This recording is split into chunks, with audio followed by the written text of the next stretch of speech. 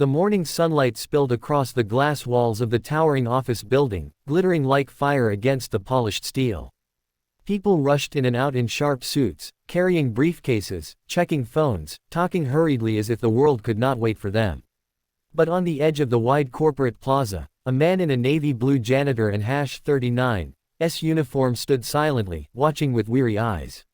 His name was Daniel, and though he looked like just another maintenance worker sweeping the courtyard, inside his chest was a storm of responsibility and quiet struggle.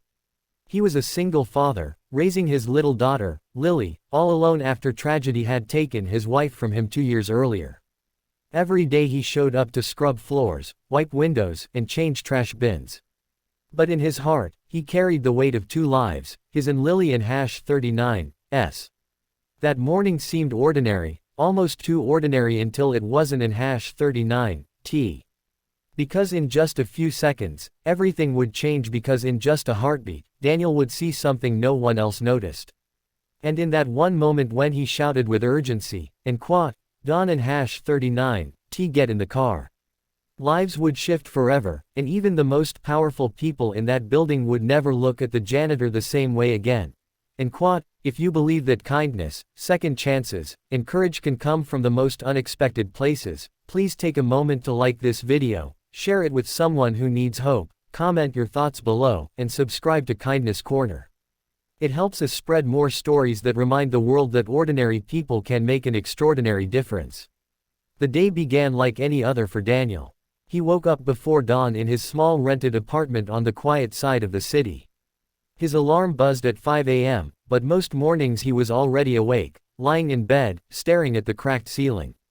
Next to him, curled beneath a faded blanket, was his daughter Lily, only 8 years old, her hair messy, her little arms wrapped around a stuffed rabbit that had seen better days.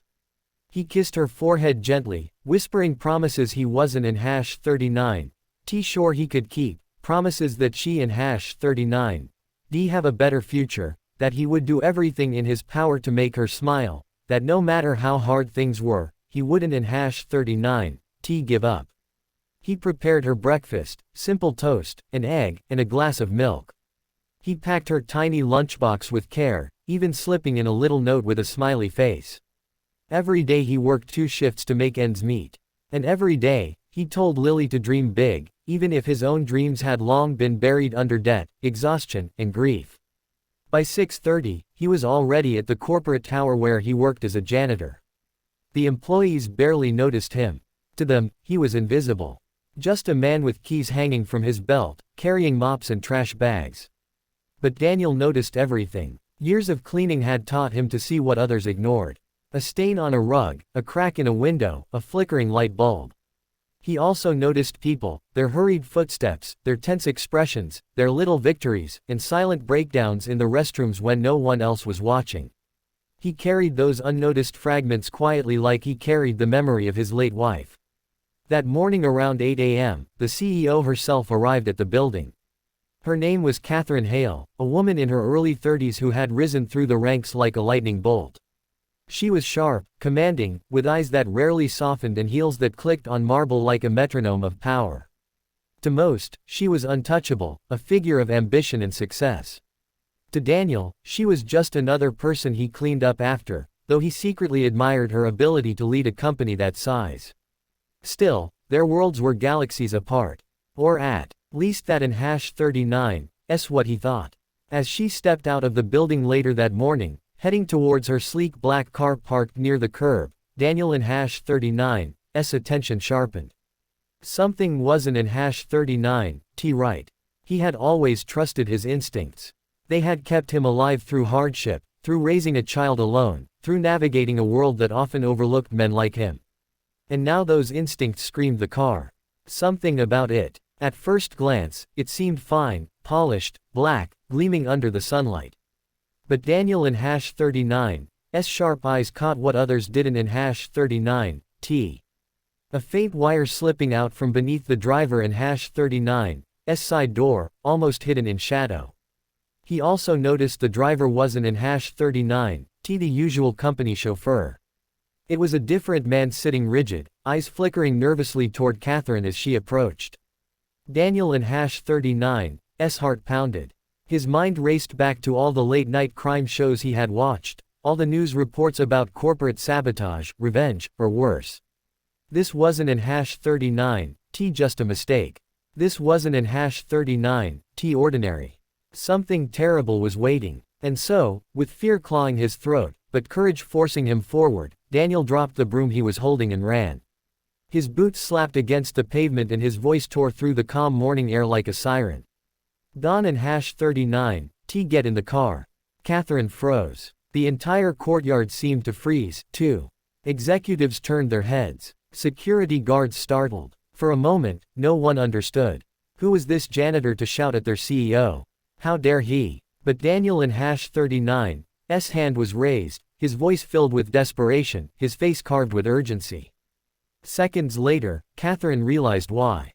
Because just as she stopped, her hand hovering above the car handle, a small metallic click sounded from beneath the vehicle. A sound too subtle for most to notice. But in the deadly quiet that followed Daniel in #39's cry, it was unmistakable. Catherine in #39's eyes widened as fear rushed through her chest. The driver looked panicked, fumbling with something near the dashboard. Security guards ran forward, and within moments, chaos erupted. They pulled Catherine back, shielding her while Daniel lunged to the side, pointing at the wire under the car. "They're in #39's something there," he shouted. The guards crouched low, and soon the truth revealed itself. A crude but dangerous-looking device rigged beneath the vehicle. A bomb. The CEO in #39's sleek black car was rigged to explode. Had Daniel not seen it, had she opened that door, had she stepped inside, everything would have ended in fire and shrapnel. In those heart-stopping seconds, Catherine in #39's life and the future of the entire company was saved. Not by another executive, not by security, not by a board member, but by a janitor.